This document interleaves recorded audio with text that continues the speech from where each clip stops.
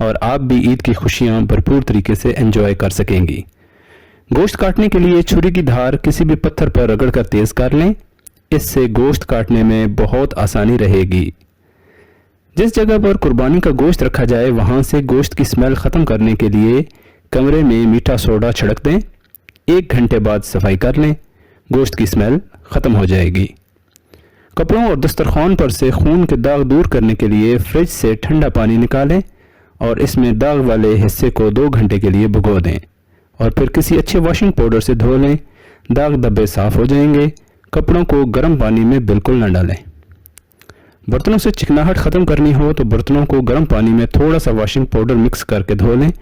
अगर बर्तनों से गोश्त की बदबू भी आ रही हो तो एक बड़े बर्तन में पानी और सिरका मिलाकर इसमें तमाम बर्तन भिगो दें और फिर पानी से अच्छी तरह धो लें। गोश्त जल्दी गलाने के लिए गोश्त को सिरका और नमक मिले पानी में कुछ देर डिप करके रख कर पकाने से गोश्त जल्दी गल जाएगा और स्मेल भी नहीं आएगी। कुर्बानी के गोश्त को अगर बांटने में देर लग जाए तो उसमें स्मेल पड़ने का ख़तरा रहता है। अगर सिरके में भीगा हुआ कपड़ा गोश्त के ऊपर डाल दें तो गोश्त ख़राब नहीं होता। गोश्त को नमक और दही लगाकर थोड़ी देर मैरिनेट करने के बाद पकाएं तो गोश्त मज़ेदार और जूसी बनेगा। पाए की स्मेल ख़त्म करने के लिए पाए को नमक लगाकर रख दें।